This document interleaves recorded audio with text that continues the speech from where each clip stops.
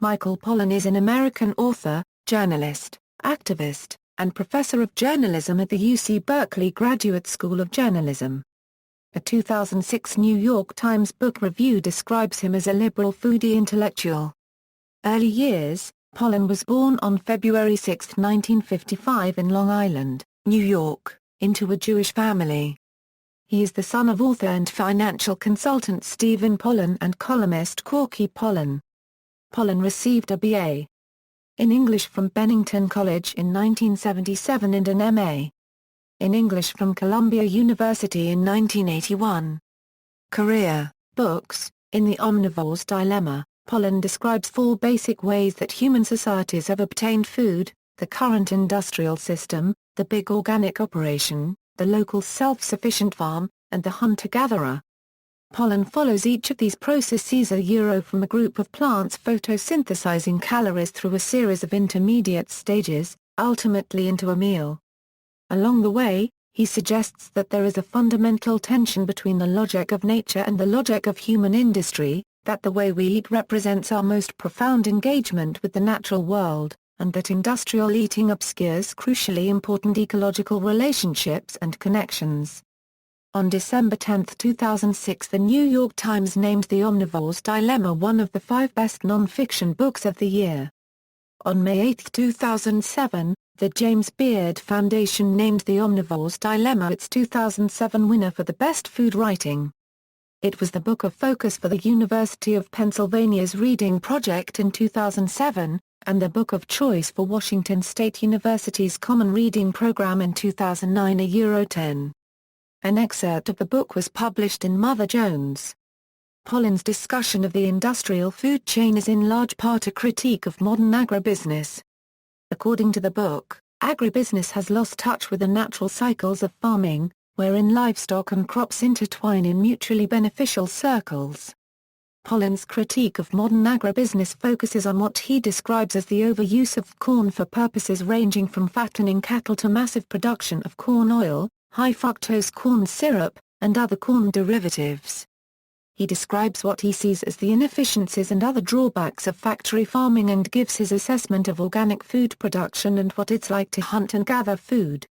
He blames those who set the rules of what he calls a destructive and precarious agricultural system that has wrought havoc upon the diet, nutrition, and well-being of Americans.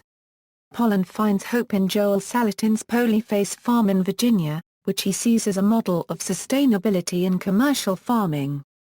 Pollan appears in the documentary film King Corn. In The Botany of Desire, Pollan explores the concept of coevolution, specifically of humankind's evolutionary relationship with 4 plants: apples, tulips, marijuana, and potatoes from the dual perspectives of humans and the plants. He uses case examples that fit the archetype of 4 basic human desires, demonstrating how each of these botanical species are selectively grown, bred, and genetically engineered. The apple reflects the desire for sweetness, the tulip beauty, the marijuana intoxication, and the potato control. Pollan then unravels the narrative of his own experience with each of the plants, which he intertwines with a well-researched exploration into their social history. Each section presents a unique element of human domestication, or the human bumblebee as Pollan calls it. These range from the true story of Johnny Appleseed to Pollan's first-hand research with sophisticated marijuana hybrids in Amsterdam, to the alarming and paradigm-shifting possibilities of genetically engineered potatoes. Pollan's book In Defense of Food, An Eater's Manifesto, released on January 1, 2008, explores the relationship with what he terms nutritionism and the Western diet, with a focus on late 20th century food advice given by the science community.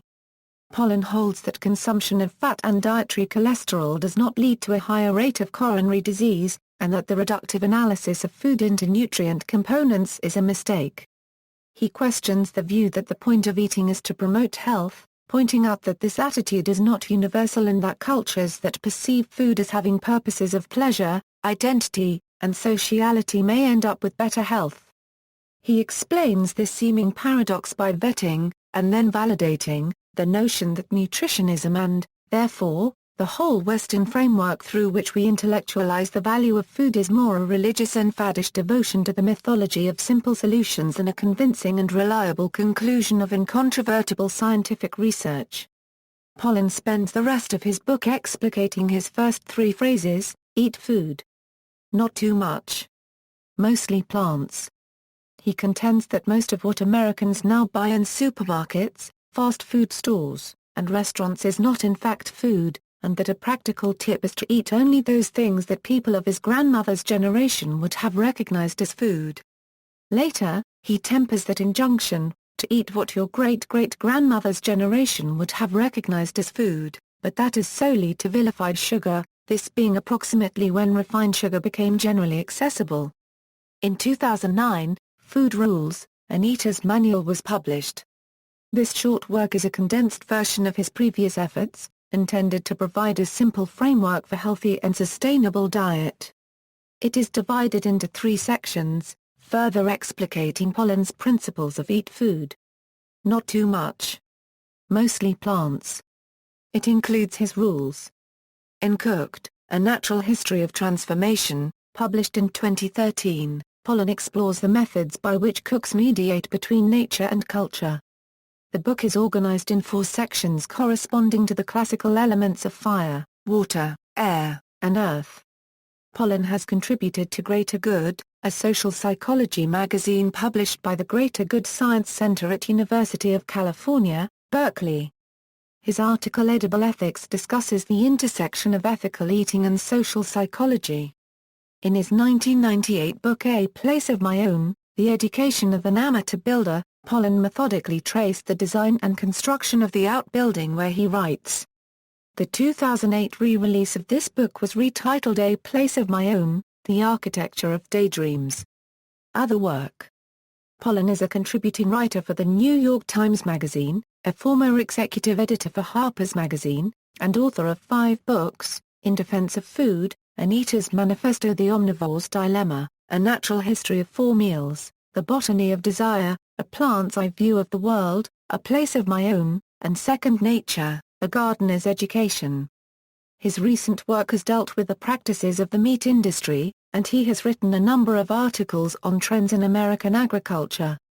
He has received the Reuters World Conservation Union Global Awards in Environmental Journalism, the James Beard Foundation Awards for Best Magazine Series in 2003, and the Genesis Award from the Humane Society of the United States. His articles have been anthologized in Best American Science Writing, Best American Essays, The Animals, Practicing Complexity, and the Norton Book of Nature Writing. Pollan co-starred in the documentary, Food, Incorporated, for which he was also a consultant. In 2010, Pollan was interviewed for the film Queen of the Sun, What Are the Bees Telling Us? A feature-length documentary about honeybees and colony collapse disorder. He was also interviewed for Vanishing of the Bees, a documentary also about colony collapse, directed by Mayam Heenine and George Langworthy. Criticism. Writing in the American Enterprise Institute's magazine, Blakehurst argues that Pollan offers a shallow assessment of factory farming that does not take cost into account.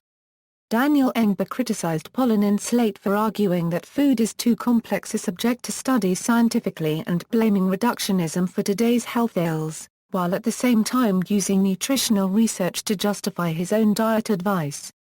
He compares Pollan's straightforward anti-scientific method based on only rhetoric to that used by health gurus of history who have peddled diet scams. Pollan's work was also discussed and criticized by Jonathan Safran Foer in his non-fiction book Eating Animals. Foer criticizes Pollan's argument regarding table fellowship.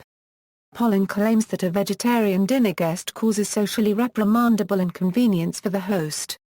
Foer responds that in the year 2010 it is easier for hosts to accommodate vegetarians than locavores, as hosts will need to do extensive research to find non-factory farmed meat. Pollan has been accused by John Entine of using his considerable influence to promote anti-GMO junk science. A number of scientists and journalists have similarly characterized Pollan's work as biased against GMOs. For example, University of California Berkeley biologist Michael Eisen said of Pollan's attack on a New York Times article on GMOs, that it was a new low even in Pollan's anti-GMO crusade. Bibliography, books, essays, interviews, references, external links, official site, works by or about Michael Pollan in libraries, video, Michael Pollan on the politics of food from UC Television, Michael Pollan at the Internet Movie Database, The Omnivore's Next Dilemma at TED Talks, In Defense of Food at the Free Library of Philadelphia, January 10, 2008, Skewed View from the Berkeley Hills, Why Michael Pollan and Alice Waters Should Quit Celebrating Food Price Hikes by Tom Philpott, Grist, April 4, 2009. Food and Fossil Fuels by Melissa Moser, UNC News 21 Project, 1, June 25, 2009, Why Are Farmers Afraid of Michael Pollan? By Jim Goodman, Counterpunch, September 25, 2009, Michael Pollan on Food Rules, an ITRA Euro Unregistered Trademark S Manual video report by Democracy Now!